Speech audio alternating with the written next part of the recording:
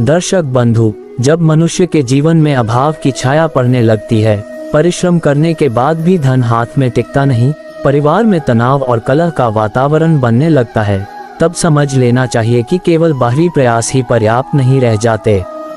जीवन की अनेक समस्याएं ऐसी होती हैं जिनका समाधान केवल कर्म से नहीं बल्कि आंतरिक शुद्धता, श्रद्धा और संयम से होता है। शास्त्रों में कहा गया है कि जिस घर में विचार पवित्र होते हैं, वाणी मधुर होती है और आचरण संयमित होता है, उस घर में समृद्धि का प्रवेश स्वतः होने लगता है। किंतु आधुनिक जीवन की आपाधापी में मनुष्य इन सूक्ष्म नियमों को भूलता चला गया है। धन केवल नोटों और सिक्कों का नाम नहीं है। धन वास्तव में वह ऊर्जा है जो मनुष्य के जीवन में स्थिरता, सुरक्षा और संतुलन प्रदान करती है। जब यह ऊर्जा असंतुलित होती है, तब व्यक्ति चाहे जितना परिश्रम कर ले, परिणाम अपेक्षित नहीं मिलते।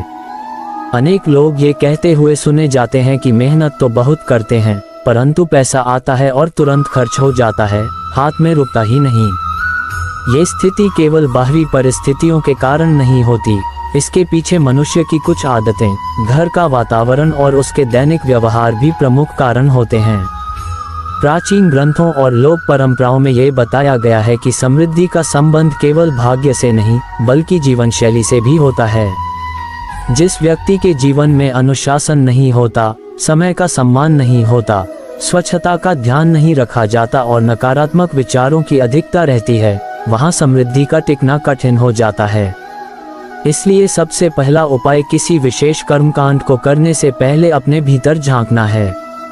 स्वयं से प्रश्न करना है कि क्या हमारा व्यवहार, हमारी वाणी और हमारे विचार ऐसे हैं जिनमें पवित्रता और संयम का समावेश हो।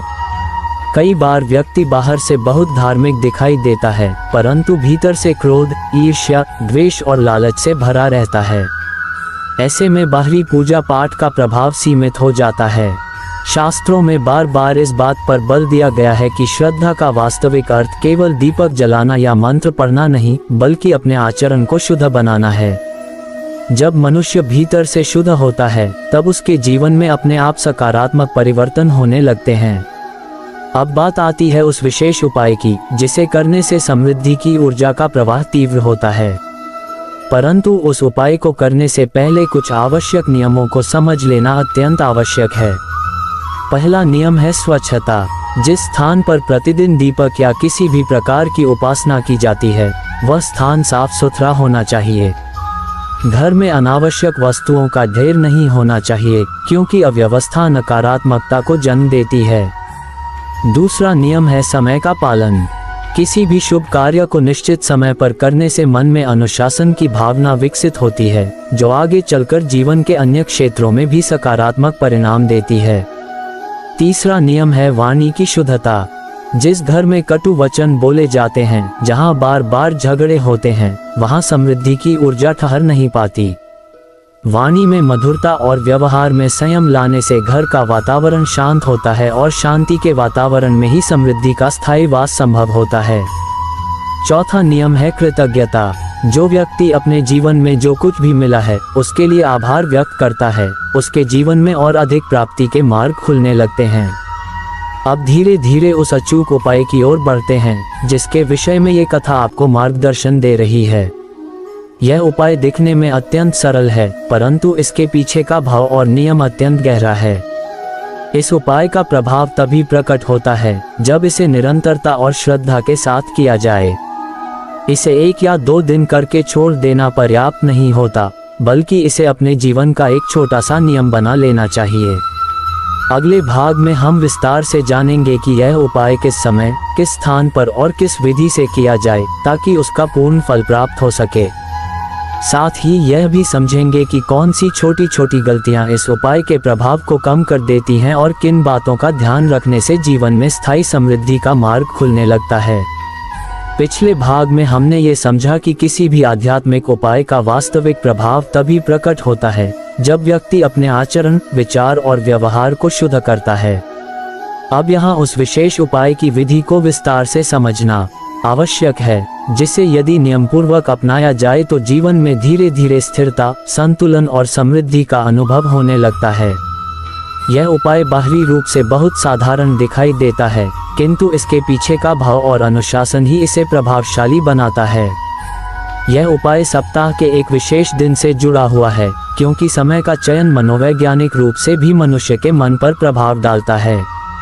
जब कोई व्यक्ति किसी निश्चित दिन और समय पर नियमित रूप से एक ही प्रकार का शुभ कर्म करता है, तो उसके भीतर अनुशासन की आदत विकसित होती है। अनुशासन केवल आध्यात्मिक जीवन में ही नहीं, बल्कि सांसारिक जीवन में भी सफलता का आधार माना गया है। इसलिए इस उपाय को करते समय सबसे पहले समय की शुद्धता और नियमितता का ध्यान रखना आवश्यक है। उपाय की विधि इस प्रकार है। प्रतिदिन या निश्चित दिन पर सूर्यास्त के बाद अपने घर के उस स्थान को चुनें जहां सामान्यतः दीपक जलाया जाता है। उस स्थान को पहले स्वच्छ जल से पोंछ लें और वहां किसी भी प्रकार की अव्यवस्था न रहने दें। स्वच्छता केवल बाहरी नहीं, बल्कि मन की भी होनी चाहिए। उपाय करने से पहले कुछ क्षण शांत होकर बैठें और अपने मन में चल रहे नकारात्मक विचारों को धीरे धीरे शांत करने का प्रयास करें। मन जितना शांत होगा, उपाय का प्रभाव उतना ही अधिक होगा। इसके बाद एक साधारण दीपक लें। दीपक में उपयोग किए जाने वाले पदार्थ का भी अपना महत्व होता है, क्योंकि शास्त्रों में अग्नि को शुद्धता और परिवर्तन का प्रतीक माना गया है। दीपक जलाते समय मन में यह भाव रखें कि जैसे ये दीपक अंधकार को दूर कर रहा है, वैसे ही आपके जीवन के भीतर फैले हुए अभाव, नकारात्मकता और असंतोष के अंधकार को भी धीरे धीरे दूर कर रहा है। ये भाव केवल कल्पना नहीं है, बल्कि मन को सकारात्मक दिशा देने का एक माध्यम है। दीपक जलाने के बाद कुछ क्षण मौन में बैठें। इस मौन का उद्देश्य केवल चुप रहना नहीं, बल्कि अपने भीतर उठने वाले विचारों को देखना और उन्हें संयमित करना है। मनुष्य का मन प्रायः भविष्य की चिंता और अतीत की स्मृतियों में उलझा रहता है। कुछ क्षण का यह मौन वर्तमान में टिकने का अभ्यास कराता है। जब मन वर्तमान में स्थिर होता है, तभी भीतर की ऊर्जा संतुलित होती है। इसके बाद अपने जीवन में जो भी अभाव या कठिनाई चल रही हो, उसे मन ही मन स्वीकार करें, परंतु उसके लिए किसी को दोष न दें। दोषारोपण की प्रवृत्ति मनुष्य को भीतर से कमजोर बनाती है। जब व्यक्ति अपने जीवन की स्थिति की जिम्मेदारी स्वयं स्वीकार करता है, तभी उसके भीतर परिवर्तन की शक्ति उत्पन्न होती है। इस भाव के साथ मन में ये संकल्प लें कि आप अपने व्यवहार, अपनी आदतों और अपने विचारों में धीरे धीरे सकारात्मक परिवर्तन लाएंगे। इस उपाय का एक महत्वपूर्ण पक्ष ये भी है कि इसे करने के बाद तुरंत परिणाम की अपेक्षा न करें। शास्त्रों में बार बार ये बताया गया है कि किसी भी शुभ कर्म का फल समय के साथ प्रकट होता है। जैसे बीज बोने के तुरंत बाद फल की अपेक्षा नहीं की जाती, वैसे ही इस उपाय के प्रभाव को भी धैर्य के साथ अनुभव करना चाहिए। कई बार मनुष्य 2-4 दिन प्रयास करता है और फिर यह कहकर छोड़ देता है कि कोई परिवर्तन नहीं हुआ। यह अधैर्य ही अनेक शुभ प्रयासों को बीच में ही समाप्त कर देता है। उपाय के साथ साथ अपने दैनिक जीवन में कुछ छोटे परिवर्तन करना भी आवश्यक है। जैसे घर में अनावश्यक वस्तुओं को इकट्ठा न करना, व्यर्थ के खर्चों पर नियंत्रण रखना, भोजन और जल का अपमान न करना तथा अपने घर आए अतिथि का यथासंभव आदर करना। ये सभी छोटे छोटे व्यवहार मिलकर जीवन में समृद्धि की भावना को मजबूत करते हैं। अगले भाग में हम यह विस्तार से समझेंगे कि इस उपाय के दौरान कौन सी सामान्य गलतियां लोग कर बैठते हैं, जिनके कारण उन्हें अपेक्षित फल नहीं मिल पाता। साथ ही यह भी बताया जाएगा कि घर के किस स्थान पर यह उपाय करने से उसका प्रभाव और अधिक बढ़ जाता है तथा किन संकेतों से यह पहचाना जा सकता है कि आपके जीवन में सकारात्मक परिवर्तन की प्रक्रिया प्रारंभ हो चुकी है।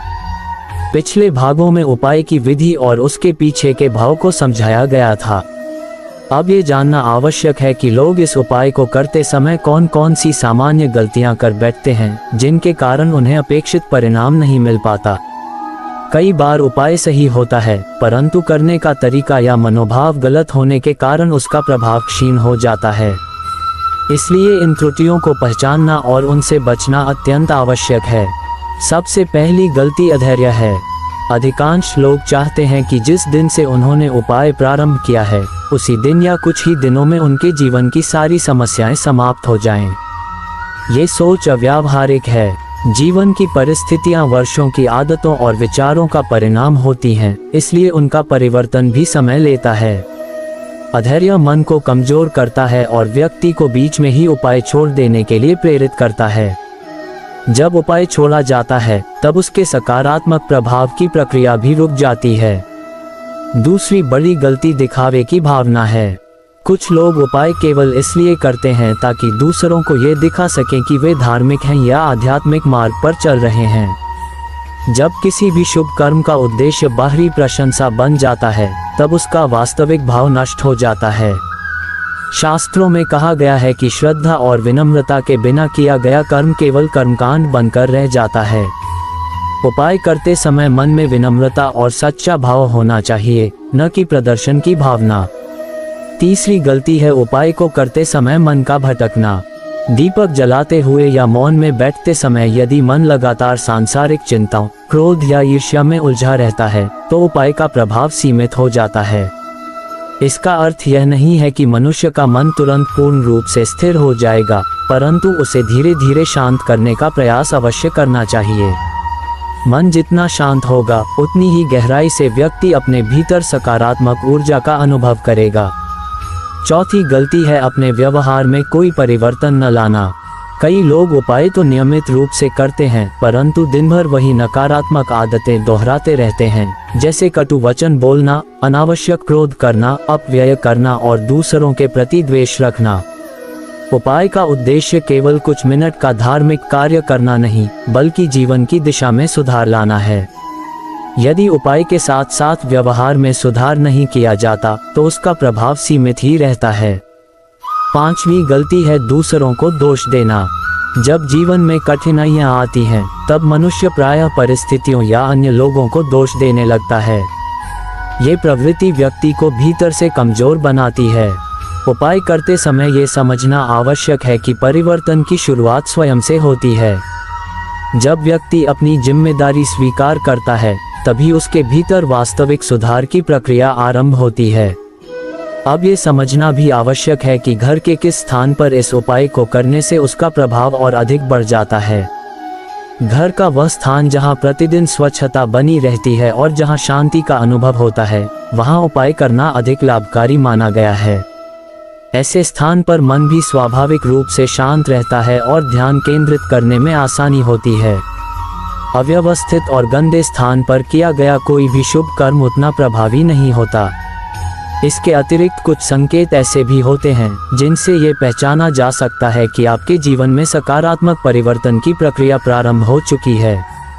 जैसे मन में पहले की तुलना में अधिक शांति का अनुभव होना, छोटी छोटी बातों पर क्रोध न आना, व्यर्थ के खर्चों पर नियंत्रण होने लगना, घर के वातावरण में सौहार्द बढ़ना और कार्यों में धीरे धीरे सफलता के अवसर मिलने लगना।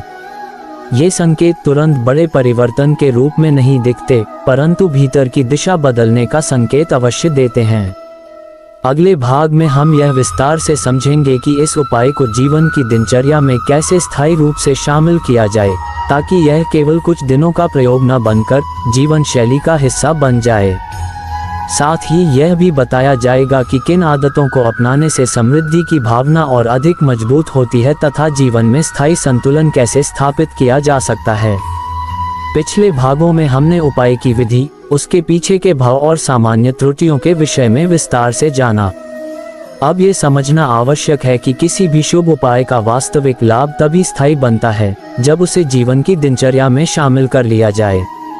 जब कोई साधना या शुभ कर्म केवल कुछ दिनों तक सीमित रहता है तब उसका प्रभाव भी सीमित रह जाता है, परंतु जब वही कर्म आदत बन जाता है तब वह धीरे धीरे व्यक्ति के स्वभाव और जीवन की दिशा को बदल देता है। दिनचर्या में इस उपाय को शामिल करने के लिए सबसे पहले एक निश्चित समय निर्धारित करना आवश्यक है। निश्चित समय पर किया गया कोई भी कार्य मन में अनुशासन की भावना उत्पन्न करता है। जब व्यक्ति प्रतिदिन या प्रत्येक सप्ताह उसी समय इस उपाय को करता है तो उसका मन स्वतः ही उस समय शांत होने लगता है।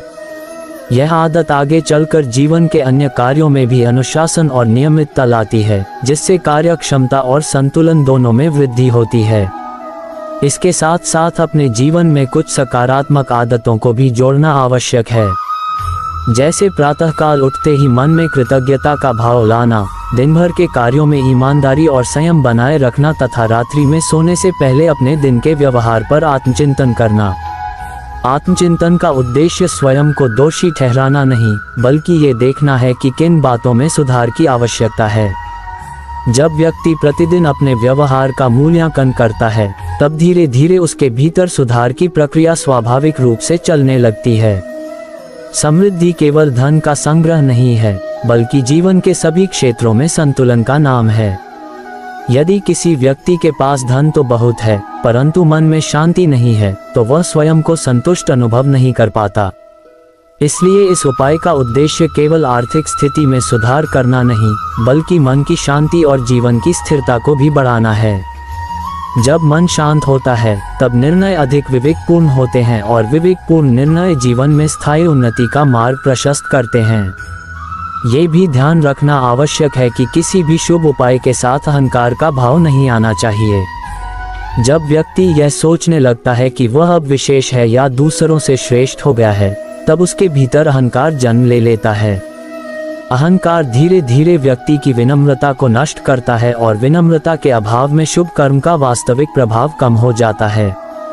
इसलिए उपाय करते समय मन में सदा ये भाव रखना चाहिए कि यह सब केवल मार्गदर्शन है और वास्तविक परिवर्तन तो स्वयं के प्रयास और व्यवहार से ही संभव है। जीवन में कुछ ऐसे क्षण भी आते हैं जब परिस्थितियां विपरीत प्रतीत होती हैं।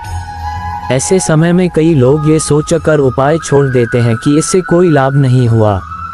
वास्तव में वही समय धैर्य की परीक्षा का होता है। जब विपरीत परिस्थितियों में भी व्यक्ति अपने शुभ कर्म और सकारात्मक आदतों को बनाए रखता है, तब भीतर की शक्ति मजबूत होती है। यही भीतर की शक्ति आगे चलकर जीवन में स्थायी परिवर्तन का आधार बनती है। धीरे धीरे जब यह उपाय और सकारात्मक आदतें जीवन का हिस्सा बन जाती हैं, तब व्यक्ति अपने भीतर एक नए प्रकार की स्थिरता अनुभव करता है। निर्णय लेने में स्पष्टता आती है, व्यर्थ की चिंताएं कम होने लगती हैं और जीवन के प्रति दृष्टिकोण अधिक सकारात्मक हो जाता है। ये परिवर्तन एक दिन में नहीं, बल्कि निरंतर अभ्यास के माध्यम से प्रकट होता है। अंततः यही कहा जा सकता है कि किसी भी आध्यात्मिक उपाय का वास्तविक उद्देश्य मनुष्य को भीतर से मजबूत बनाना है। जब व्यक्ति भीतर से मजबूत होता है, तब बाहरी परिस्थितियां स्वतः ही अनुकूल होने लगती हैं।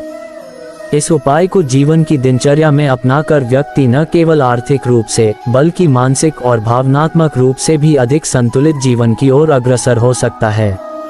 अब तक हमने ये समझ लिया कि किसी भी शुभ उपाय का प्रभाव तभी स्थायी बनता है जब उसे जीवन की दिनचर्या का अंग बना लिया जाए और उसके साथ अपने व्यवहार में भी आवश्यक परिवर्तन किए जाएं। अब ये जानना आवश्यक है कि जीवन में समृद्धि को बनाए रखने के लिए किन किन आदतों को त्यागना चाहिए, क्योंकि कई बार कुछ नकारात्मक आदतें अनजाने में ही उस ऊर्जा के प्रवाह को रोक देती हैं जो जीवन में स्थिरता और उन्नति लाने के लिए आवश्यक होती है। सबसे पहले अपव्यय की आदत की चर्चा करना आवश्यक है। अपव्यय केवल धन का ही नहीं होता, बल्कि समय, ऊर्जा और विचारों का भी अपव्यय होता है। जो व्यक्ति बिना आवश्यकता के धन खर्च करता है, वह धीरे धीरे आर्थिक असंतुलन की ओर बढ़ता है। इसी प्रकार जो व्यक्ति अपना समय व्यर्थ के विवादों, नकारात्मक चर्चाओं और दूसरों की निंदा में नष्ट करता है, वह अपनी मानसिक ऊर्जा को कमजोर करता है। जब मानसिक ऊर्जा कमजोर होती है, तब व्यक्ति सही अवसरों को पहचान नहीं पाता और जीवन में उन्नति की संभावनाएं कम होने लगती हैं। दूसरी नकारात्मक आदत है आलस्य। आलस्य केवल शारीरिक सुस्ती नहीं, बल्कि मानसिक निष्क्रियता भी है। जब व्यक्ति अपने दायित्वों को टालता रहता है और आवश्यक कार्यों को बाद के लिए छोड़ देता है, तब उसके भीतर असंतोष की भावना बढ़ने लगती है। असंतोष धीरे धीरे जीवन के प्रति नकारात्मक दृष्टिकोण को जन्म देता है।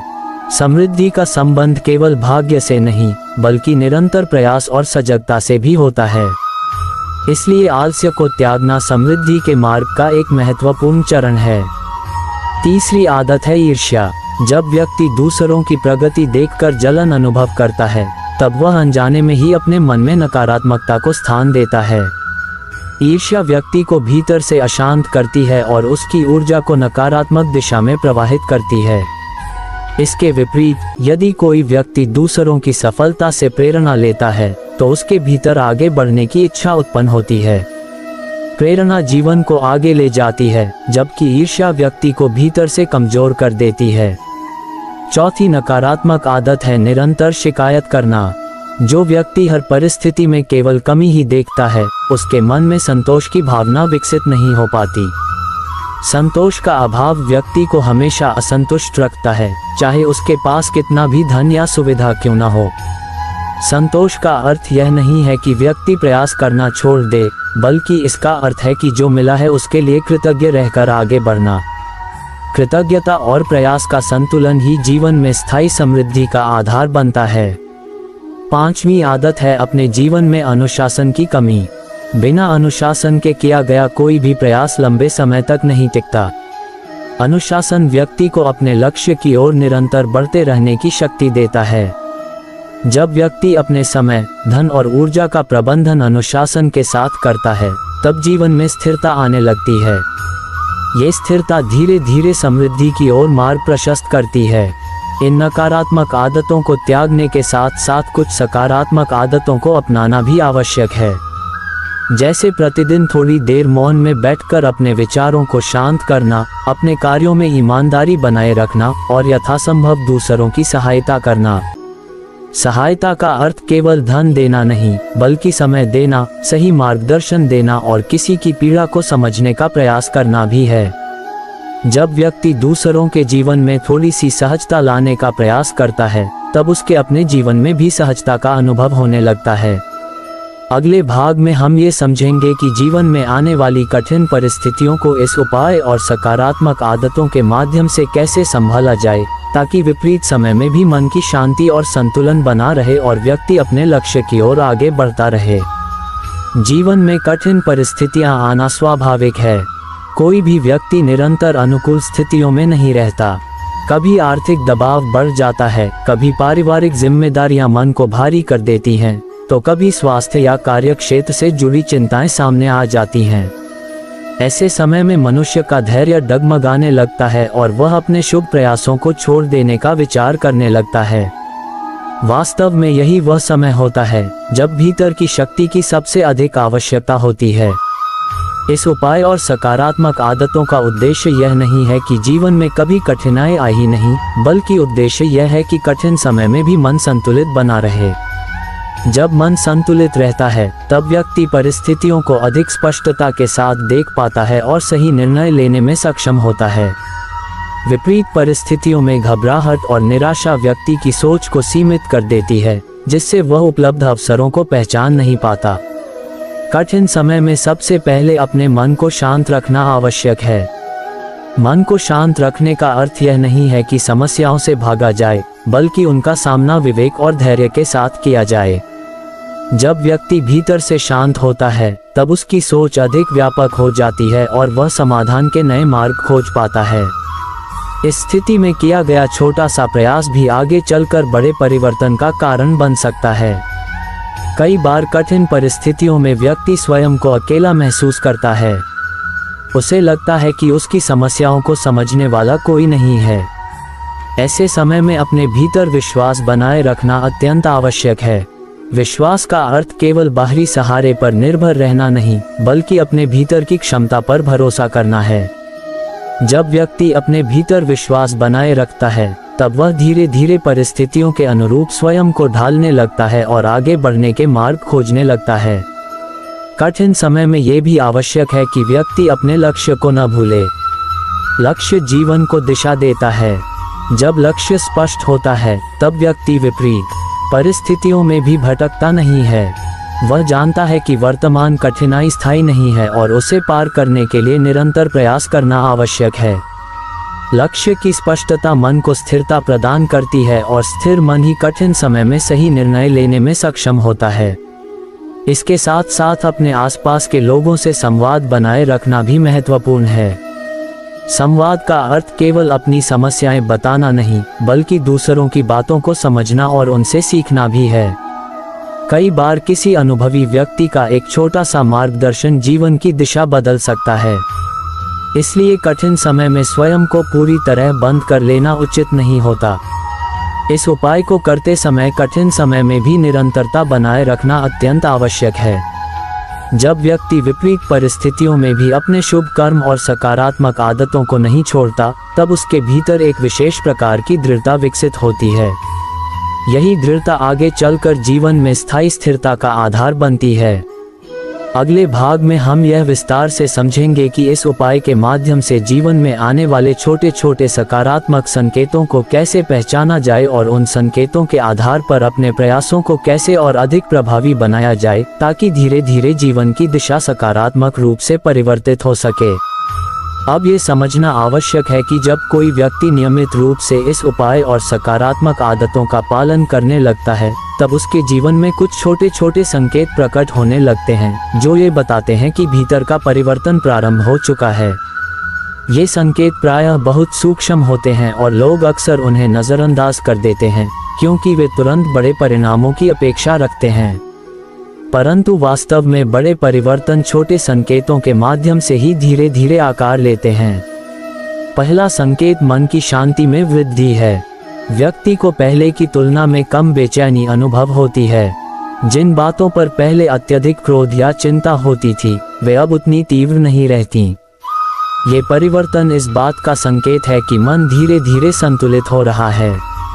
संतुलित मन व्यक्ति को परिस्थितियों को अधिक स्पष्टता के साथ देखने की क्षमता प्रदान करता है। दूसरा संकेत है निर्णय लेने में स्पष्टता। जब मन शांत होता है, तब व्यक्ति जल्दबाजी में निर्णय नहीं लेता। वह किसी भी विषय पर सोच समझकर निर्णय करता है। इस स्पष्टता के कारण कई बार व्यक्ति उन गलतियों से बच जाता है जो पहले अनजाने में हो जाती थीं। ये परिवर्तन भले ही तुरंत दिखाई न दे, परंतु समय के साथ इसके प्रभाव स्पष्ट रूप से अनुभव किए जा सकते हैं। तीसरा संकेत है कार्यों में निरंतरता। व्यक्ति अपने कार्यों को बीच में छोड़ देने की प्रवृत्ति से धीरे धीरे बाहर आने लगता है। वह छोटे छोटे कार्यों को भी नियमित रूप से पूरा करने का प्रयास करता है। ये निरंतरता जीवन में स्थिरता लाने की दिशा में एक महत्वपूर्ण कदम है। निरंतरता के बिना कोई भी सकारात्मक परिवर्तन लंबे समय तक टिक नहीं पाता। चौथा संकेत है संबंधों में सुधार। जब व्यक्ति का व्यवहार संयमित और वाणी मधुर होने लगती है, तब उसके संबंधों में भी धीरे धीरे सुधार आने लगता है। घर का वातावरण अधिक शांत और सौहार्दपूर्ण होने लगता है। संबंधों में आया ये सुधार व्यक्ति के मन को भी सुकून देता है, जिससे वह अपने अन्य कार्यों पर अधिक ध्यान केंद्रित कर पाता है। पांचवा संकेत है अवसरों के प्रति सजगता। व्यक्ति पहले की तुलना में अपने आसपास उपलब्ध अवसरों को अधिक स्पष्टता से देखने लगता है। वह छोटी छोटी संभावनाओं को भी पहचानने लगता है, जो आगे चलकर बड़े अवसरों का रूप ले सकती हैं। अवसरों के प्रति सजगता व्यक्ति को जीवन में आगे बढ़ने के नए मार्ग प्रदान करती है। इन संकेतों को पहचानने के बाद यह आवश्यक है कि व्यक्ति अपने प्रयासों को और अधिक सुदृढ़ करे। जैसे यदि मन की शांति बढ़ रही है, तो उस शांति को बनाए रखने के लिए आत्मचिंतन की आदत को और अधिक नियमित बनाना चाहिए। यदि निर्णयों में स्पष्टता आ रही है, तो जल्दबाजी से बचने का अभ्यास जारी रखना चाहिए। इन छोटे संकेतों को आधार बनाकर अपने प्रयासों को सशक्त किया जा सकता है। अंततः ये समझना आवश्यक है कि परिवर्तन की प्रक्रिया क्रमिक होती है।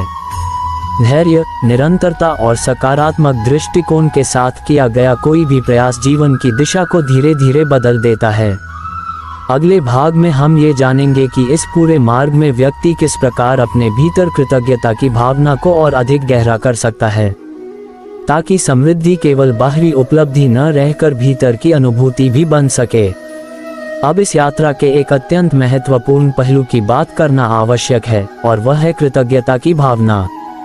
कृतज्ञता केवल औपचारिक धन्यवाद नहीं है, बल्कि जीवन के प्रति एक ऐसा दृष्टिकोण है जो व्यक्ति के भीतर संतोष, स्थिरता और सकारात्मकता को जन्म देता है। जब मनुष्य अपने जीवन में जो कुछ भी प्राप्त है, उसके लिए आभार व्यक्त करता है, तब उसके भीतर कमी का भाव धीरे धीरे कम होने लगता है। कमी का भाव जितना कम होता है, उतना ही मन स्थिर और शांत होता है। कई बार व्यक्ति केवल उस पर ध्यान केंद्रित करता है जो उसके पास नहीं है। वह उन सुविधाओं और अवसरों को भूल जाता है जो उसे पहले से ही प्राप्त हैं। ये दृष्टिकोण मन को असंतोष से भर देता है और असंतोष व्यक्ति को निरंतर बेचैन रखता है। इसके विपरीत जब व्यक्ति प्रतिदिन कुछ क्षण ये सोचता है कि उसके जीवन में कौन कौन सी सकारात्मक बातें हैं, तब उसका मन धीरे धीरे संतुलन की ओर बढ़ने लगता है। ये संतुलन जीवन में समृद्धि की अनुभूति को गहरा करता है। कृतज्ञता को जीवन में उतारने के लिए किसी बड़े कर्मकांड की आवश्यकता नहीं होती। यह एक सरल अभ्यास है जिसे प्रतिदिन किया जा सकता है। जैसे दिन की शुरुआत में मन में यह स्वीकार करना कि आज का दिन एक नया अवसर है, और दिन के अंत में यह विचार करना कि आज किन बातों के लिए आभार व्यक्त किया जा सकता है। यह अभ्यास मन को सकारात्मक दिशा में प्रशिक्षित करता है। जब मन सकारात्मक दिशा में प्रशिक्षित होता है, तब व्यक्ति अपने आसपास की अच्छाइयों को अधिक स्पष्टता से देखने लगता है। कृतज्ञता का एक और महत्वपूर्ण प्रभाव यह है कि यह व्यक्ति को विनम्र बनाती है। विनम्रता व्यक्ति के भीतर अहंकार को कम करती है।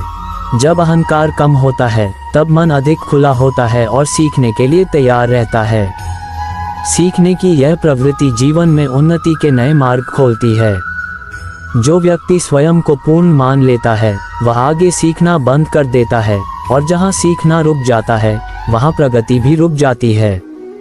कृतज्ञता के अभ्यास से व्यक्ति के संबंधों में भी सुधार आने लगता है। जब कोई व्यक्ति दूसरों के योगदान को स्वीकार करता है और उनके प्रति आभार व्यक्त करता है, तब संबंधों में मधुरता बढ़ती है।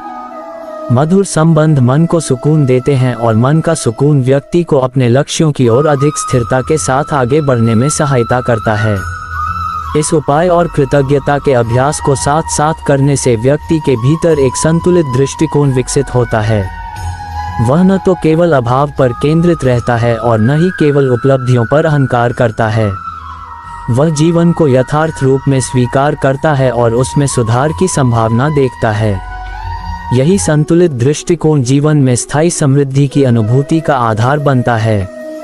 अगले भाग में हम इस पूरी यात्रा को एक समग्र दृष्टि से देखेंगे और यह समझेंगे कि कैसे इस उपाय, सकारात्मक आदतों और कृतज्ञता के अभ्यास को मिलाकर जीवन में स्थायी परिवर्तन लाया जा सकता है, ताकि समृद्धि केवल एक लक्ष्य न रहकर जीवन की स्वाभाविक अवस्था बन जाए। अब इस पूरे मार्ग को समग्र दृष्टि से समझना आवश्यक है, ताकि व्यक्ति इसे केवल कुछ नियमों या क्रियाओं का समूह न समझकर जीवन की एक नई समझ के रूप में स्वीकार कर सके। जब कोई भी आध्यात्मिक उपाय जीवन की समझ का हिस्सा बन जाता है, तब वह बाहरी अभ्यास से आगे बढ़कर व्यक्ति के स्वभाव में परिवर्तन लाने लगता है। यही वह अवस्था है जहां परिवर्तन स्थायी रूप से टिकने लगता है।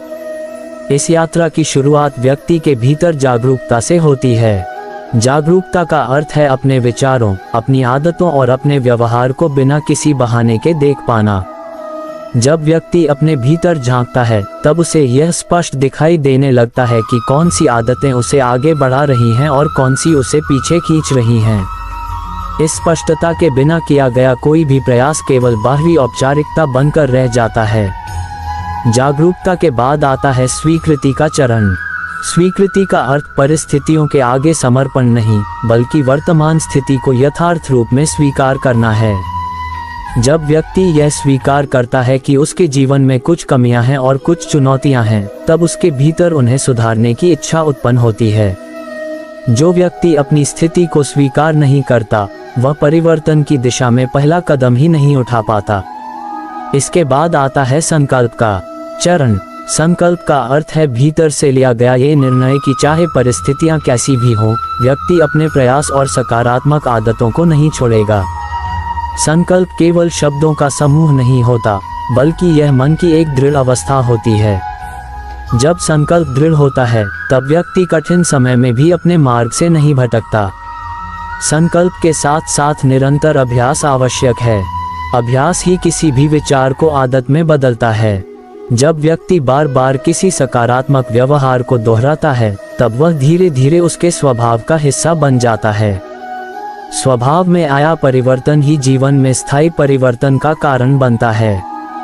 इसलिए निरंतरता को इस यात्रा का सबसे महत्वपूर्ण स्तंभ कहा जा सकता है। इस पूरे मार्ग में धैर्य का विशेष महत्व है। धैर्य का अर्थ केवल प्रतीक्षा करना नहीं, बल्कि सही दिशा में प्रयास करते हुए समय को अवसर देना है। जब व्यक्ति धैर्य के साथ अपने प्रयास जारी रखता है, तब धीरे धीरे परिस्थितियां भी उसके अनुरूप बदलने लगती हैं। ये परिवर्तन कभी कभी बहुत सूक्ष्म होता है, परंतु समय के साथ उसका प्रभाव स्पष्ट रूप से दिखाई देने लगता है। अंततः ये समझना आवश्यक है कि समृद्धि केवल बाहरी उपलब्धियों का नाम नहीं है। जब व्यक्ति भीतर से संतुलित, शांत और जागरूक होता है, तब बाहरी समृद्धि उसके जीवन में टिकने लगती है। भीतर की स्थिरता के बिना बाहरी उपलब्धियां अस्थायी होती हैं। इसलिए इस पूरे मार्ग का वास्तविक उद्देश्य व्यक्ति को भीतर से सशक्त बनाना है, ताकि वह जीवन के उतार चढ़ाव को संतुलित दृष्टि से स्वीकार कर सके और निरंतर आगे बढ़ता रहे। अगले और अंतिम भाग में हम इस पूरी कथा का सार प्रस्तुत करेंगे और यह समझेंगे कि कैसे इस मार्ग को अपनाकर व्यक्ति अपने जीवन में एक स्थायी सकारात्मक परिवर्तन की दिशा में कदम बढ़ा सकता है। इस पूरी कथा का सार यही है कि समृद्धि कोई एक दिन में प्राप्त होने वाली वस्तु नहीं है, बल्कि यह जीवन के प्रति अपनाए गए दृष्टिकोण और आदतों का परिणाम होती है। जब व्यक्ति अपने विचारों, वाणी और व्यवहार में शुद्धता लाने का प्रयास करता है, तब उसके जीवन में स्थिरता का भाव धीरे धीरे विकसित होने लगता है। स्थिरता के साथ साथ मन में संतोष और संतुलन का अनुभव होने लगता है, जो जीवन के प्रत्येक क्षेत्र में सकारात्मक प्रभाव डालता है। यह मार्ग बाहरी कर्मकांड से आगे बढ़कर भीतर की यात्रा है। जब व्यक्ति भीतर से स्वयं को बदलने का संकल्प लेता है, तब बाहरी परिस्थितियां भी धीरे धीरे उसके अनुरूप बदलने लगती हैं। इस यात्रा में किसी चमत्कार की अपेक्षा करना उचित नहीं होता। वास्तविक परिवर्तन छोटे छोटे प्रयासों के निरंतर अभ्यास से उत्पन्न होता है। यह अभ्यास व्यक्ति के स्वभाव का हिस्सा बन जाता है और वहीं से जीवन में स्थायी परिवर्तन की नींव पड़ती है। इस उपाय का वास्तविक उद्देश्य व्यक्ति को अपने जीवन के प्रति अधिक जागरूक बनाना है। जागरूकता से व्यक्ति अपने निर्णयों के प्रति उत्तरदायी बनता है। जब व्यक्ति अपने निर्णयों की जिम्मेदारी स्वयं लेता है, तब वह परिस्थितियों को दोष देने की प्रवृत्ति से बाहर आता है। ये दृष्टिकोण उसे भीतर से मजबूत बनाता है और जीवन की चुनौतियों का सामना करने की क्षमता प्रदान करता है। इस मार्ग पर चलते हुए ये भी आवश्यक है कि व्यक्ति स्वयं के प्रति करुणा रखे। कई बार मनुष्य अपनी ही गलतियों को लेकर स्वयं को कठोरता से दंडित करता है। ये कठोरता भीतर की शक्ति को कमजोर करती है। करुणा का अर्थ यह नहीं है कि व्यक्ति अपनी गलतियों को नजरअंदाज कर दे, बल्कि इसका अर्थ है कि वह उनसे सीखकर आगे बढ़े। जब व्यक्ति अपनी गलतियों को सीखने का अवसर मानता है, तब वे उसके विकास का साधन बन जाती हैं। जीवन में संतुलन बनाए रखना इस पूरे मार्ग का एक महत्वपूर्ण लक्ष्य है। संतुलन का अर्थ है न तो अत्यधिक अपेक्षाओं के बोझ में दब जाना और न ही प्रयास करना छोड़ देना। संतुलित दृष्टिकोण व्यक्ति को अपने लक्ष्य की ओर स्थिरता के साथ आगे बढ़ने में सहायता करता है। जब संतुलन स्थापित हो जाता है, तब जीवन की कठिन परिस्थितियां भी व्यक्ति को तोड़ नहीं पाती, बल्कि उसे और अधिक परिपक्व बनाती हैं। अंत में यही कहा जा सकता है कि यह मार्ग व्यक्ति को भीतर से सशक्त बनाने की प्रक्रिया है। जब व्यक्ति भीतर से सशक्त होता है, तब उसके जीवन में बाहरी समृद्धि टिकने लगती है। ये समृद्धि केवल धन तक सीमित नहीं रहती, बल्कि मन की शांति, संबंधों की मधुरता और जीवन के प्रति सकारात्मक दृष्टिकोण के रूप में प्रकट होती है। इसी समग्र परिवर्तन में जीवन की वास्तविक उन्नति निहित है।